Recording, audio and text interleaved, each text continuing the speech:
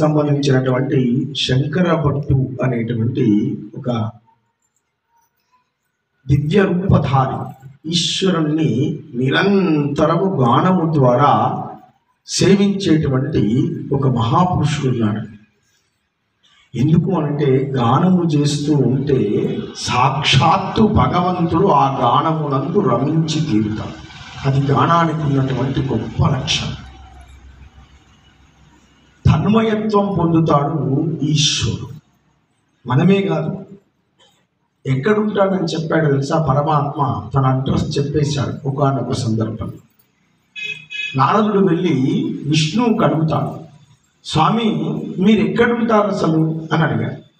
అందరూ భక్తులు మిమ్మల్ని కలవాలంటే వైకుంఠంలో ఉంటారా, కైలాసంలో ఉంటారా, భూమి మీద ఉంటారా, 14 భువన భాండములలో దేని దగ్గర ఉంటారు మీరు అని అంటే, నేను యోగుల యొక్క హృదయంలో ఉండను, నువ్వు అనుకుంటున్నటువంటి ఎక్కడ ఉండను.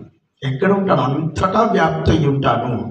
దానితో పాటు నేను ఎక్కడైతే నా భక్తులు దివ్యమైనటువంటి గానాన్ని, నా నామాన్ని పలుకుతారో అక్కడ ఉంటాను అని చెప్పాడు.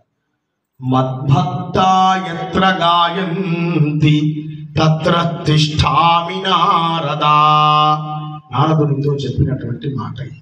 అందుకనే స్వామివారు చక్కగా 2 చేతులెత్తి ఆయన దిగంబర స్వామి నువ్వే దిక్కు అని అంటే చాలు, వెంటనే వాళ్ళ ఆశ్రితులన్నింటినీ కూడా కొన్ని కోట్ల పాపములు ఆచరించండి, అప్పుడే వాడిని తన వైపుకు లాగేస్తాడు